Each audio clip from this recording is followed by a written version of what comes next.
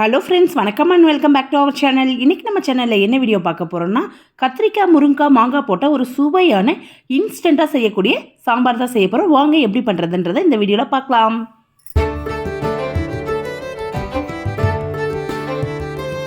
உடனடி சாம்பார் பண்ணுறதுக்கு குக்கர் எடுத்துக்கோங்க.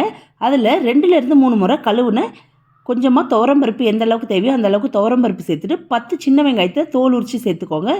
2 பச்சை மிளகாவை கீரி சேர்த்துக்கலாம். 2 பெரிய தக்காளியை கட் பண்ணி சேர்த்துக்கோங்க. 2 முருங்கைக்காவை குட்டி குட்டியாக நறுக்கி சேர்த்துருக்கேன்.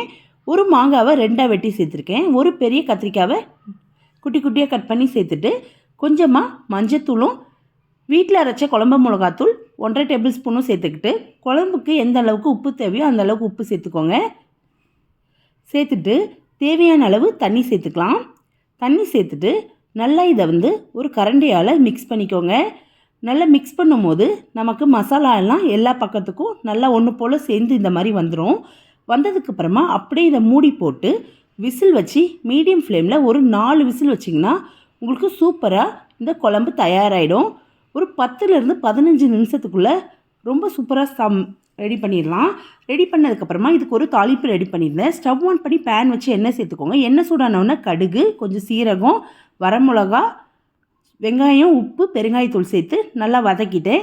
அதையுமே இப்போ இதுக்குள்ளே அப்படியே சேர்த்துக்கிறேன். கொஞ்சம் மல்லித்தலை சேர்த்துக்கிறேன். சேர்த்து நல்லா இதை கலந்து விட்டு நம்ம பரிமாறணும்னா சுவையான மாங்காய் போட்ட சாம்பார் தயாராகிடும்.